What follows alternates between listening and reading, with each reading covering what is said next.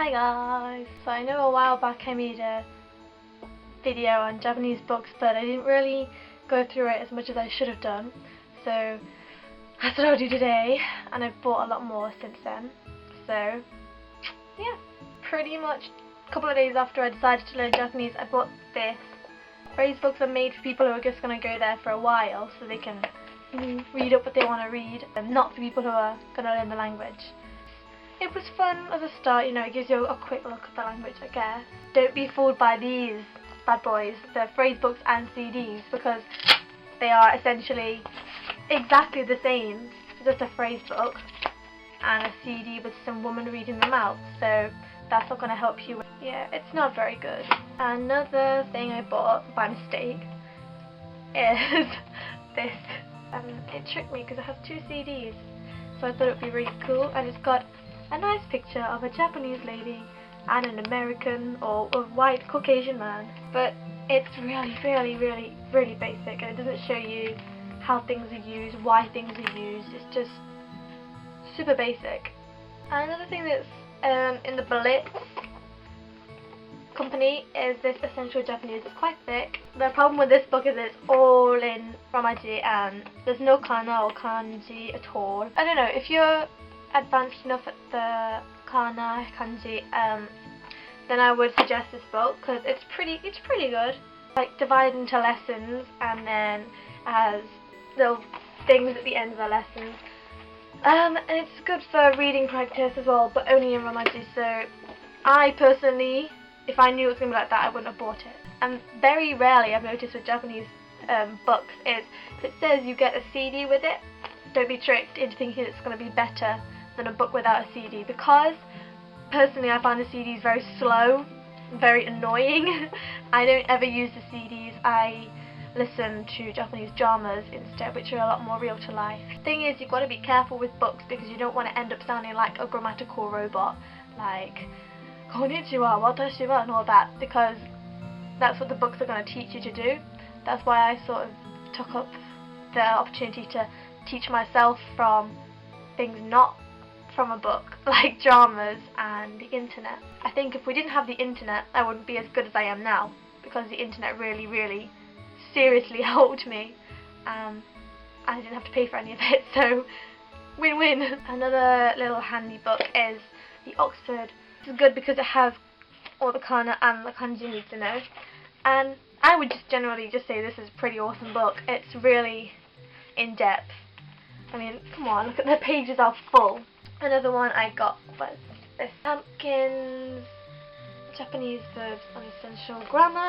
It was okay, but there's no kana or kanji at all. It's all romaji, which is a real pain. Besides from that, it's really good book. It teaches you all your grammar and verbs and gives examples of them and stuff. So I'd recommend it, but not if you're wanting to practice Japanese writing and reading. Two others that I must give a big heads up to is the Making Out In series. These are just little things you can slip in between Japanese. It's not a good book to learn Japanese from, but it's a good book to sort of refer to every now and then. Yeah, and it can get pretty dirty in the more making out one, like making love, sweet talk, love and marriage. So they're really fun if you're looking to learn Japanese in a more fun way. And then of course there's My Japanese Coach. I rave about this game so much because seriously it helped me so much. But when I put it in my old video, all you guys were saying that it's not sold anymore, which is true. It's not being sold anymore, so that's a real big bummer. Maybe if you go to a second-hand shop, it might be there. I don't know, but if you can get your hands on it, strongly advise this because it's amazing. Basically, it completely set me off. It's brilliant. I love it. I don't use it anymore though because it's way too basic for me, but it really sets you off, gets you on the right track. And this was pretty much my Bible when I was learning Japanese. I was about 12 when I started using it, and I'm almost 16 now, so I love this game. Another thing that you have to have if you're serious about learning the language, a dictionary. Love Blitz. I don't like their phrase box, as I previously mentioned, but their dictionary is amazing. I've had this for about 2 years now, and I always use it. Has got pretty much everything in it. It's huge, that's what she said. It's a really big book. And you should also make sure that it has Japanese to English, English to Japanese, because you don't know what words you're going to come into contact with. You might hear an English word, want it in Japanese, or you might hear a Japanese word, want it in English. Another book I really love is Ultimate Japanese Advanced. The thing with this book is half of it is completely in kana and kanji, and the other half is completely in Romaji and English. And I bought it on eBay, and all the money went to charity, so you know, winning. I'm pretty sure that Carolyn, she recommended it in her books video. That's why I went to buy it. Other things I find to be useful are things I'm interested in, like Hanakimi, interviews with all the cast. So you can just sit and read that, and you're finding out about your favourite things and also learning Japanese at the same time. I bought these this week, so I've just started to use them. Don't judge me. I bought this one because it has really good vocabulary in it that I don't know. Like, there's a big section on Halloween vocabulary, there's a big section on vocabulary to do with machines, and I kind of suck at writing kanji as well, and it's got little grids for you to write in. Look, it's really effective, and it's so big. And it's got a little woman on the front. I didn't realise that it went up to 5. On Amazon.co.uk it only went up to 3, so now I feel like a baby. In terms of grammar, this is really basic for grammar, but vocabulary and kanji, it's good, really good. It's even good for just if you want to polish up your kanji or something, you can just buy this and doodle inside it. Even though I can read kanji super well, I can't write it very well.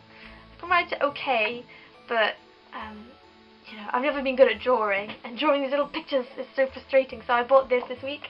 Read Japanese today. It is 400 practical kanji. I love this book because it doesn't just say this is how you write sun. It tells you where it came from. Like it says here, the sun was drawn like this for Chinese people, and then turned into this, and then it turned into this. So you kind of really easily remember. So for example, look, you've got a baby here, and it turns into this, and then this.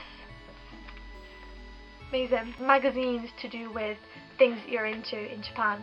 For example, I buy the Gyaru magazines like Nanzuki, Pop Tea, Toshinki one when it came out, Pop Teen. I have a massive pile of Japanese magazines down there. Them from birthday presents from Japanese friends. Buy them on eBay, even though I wouldn't recommend that because it is very impacting on your bank account. It's about £20 for one magazine. Ugh. But they're super worth it. I have some that I got 2 years ago in July, and I still walk around reading them, and that way you can get up to date with how Japanese people actually use Japanese. Like, not how a book uses Japanese, how the Japanese use their Japanese.